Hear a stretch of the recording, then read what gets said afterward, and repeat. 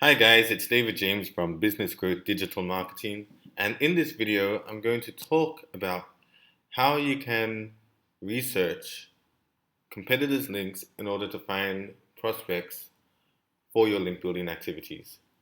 So in this example I'm going to use the keyword Tanzania safaris. I've done some work in this field before, and I'm going to have a look at one of the competitor sites to see what type of links they have and to try to find some opportunities that another business that sells Tanzanian safaris could use. Okay, so the first thing you do, you can use a backlink checker tool. In this example, I'm going to use the Moz toolbar or Open Site Explorer. So what you can do is you can install the Moz toolbar. I'm using Chrome, so you can install the Moz toolbar, and when it's turned on, you'll be able to see the details for the site. So in this case, you'll be able to see that Moz has picked up 383 links. That's pointing back to this site. Now, in this example, I'm using the free version. If you have the premium version, it will give you more information. Now, what you can see with this bar here is it gives you the page authority score, which in this case it's 45, and the domain authority, which is 48. Now, page authority and domain authority, they're measured from a score of 0 to 100, with 100 being the highest, 0 being the lowest. Typically, you'll get most sites that have some authority. It will be probably around a domain authority of like 10 to 20. And the ones that have a bit more authority is probably 20 to probably around 35. The ones with pretty good authority are about 40, from 40 plus, and the ones that are really good is probably from around 60 plus. So it's a metric, and it's a good metric that's replaced PageRank, because before webmasters used to use PageRank to identify how authoritative a website was. Now that PageRank isn't being updated, the next best thing is domain authority and page authority.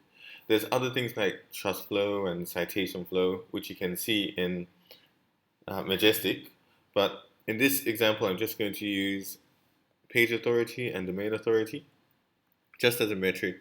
And the other thing that's really, really important is the relevancy of the website. So once you install the toolbar, you can actually scroll down and you'll be able to see roughly what the estimation is of the links that's pointing back to each site or to each page, it depends. So on this side is how many links are pointing back to the page. We've got 15 here, 546 here, 36 here, etc. So what you can do is you can just click on the link and it will take you to another page that will show you the links. Now I've already done this, so I'm just going to open up the page. Okay, so now it's opened up the page. If you decide not to use the toolbar, you can actually just go straight to Moz's research tools and go to Open Site Explorer. Type in the URL that you want to have a look at, and it will give you the metrics. So here you can see the domain authority, here's the page authority, spam score, established links that they found, and from roughly how many domains. So we're going to use this to prospect for sites that we could potentially link to. I'm sorry, to link from. Now as I scroll down, I'm going to look and see what opportunities we have. Now remember, I said this is on the free version, and the free version gives you a certain amount of searches per day. But if you have the pro version, then I believe it's unlimited. Okay, so it will give you the title and the URL of the linking page. It will show you the linking anchor text. It will give you Moz's spam score, and it will give you the page authority and the domain authority of the from the website. So I'm going to have a look here to see what kind of links they have, and we're going to try to find some opportunities. So I've already gone through a few examples. So if we look at the first one, it says Mombo Safari Camp and Little Mombo. So it looks like it's potentially a partner.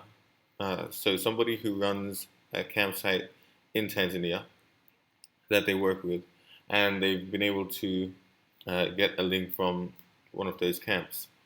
I'm going to go to the actual site. So this is the Mombo camp, Okavango Delta. And it looks like a pretty nice site. It's extremely relevant to what they're doing. If you scroll down to the bottom, there are the metrics. So you can see that the site is quite authoritative. It's coming from their homepage. And the link is Tanzania Safari. So I'm just going to do a control search. And there it is.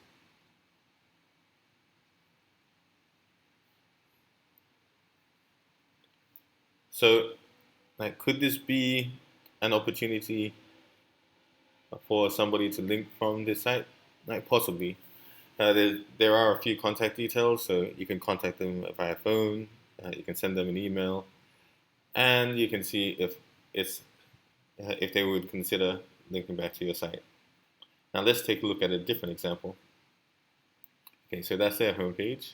Sorry, that's their product page. Okay, this is an interesting one. So this is a link from a blog,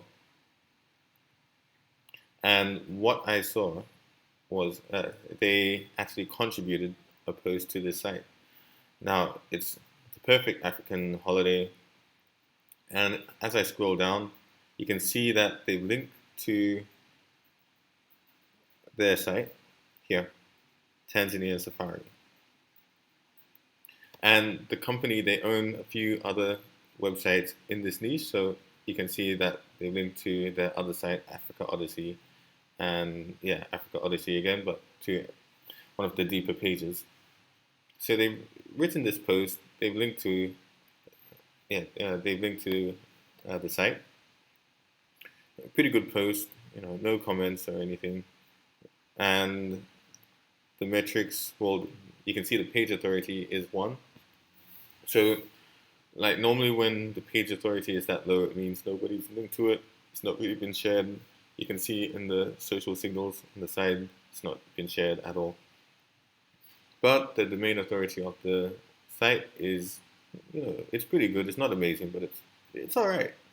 So, the authority is going back to their page. Now, if you look up the top, you can see that they're actually looking for contributors. So here it's Write for Us. So we're just going to click on Write for Us.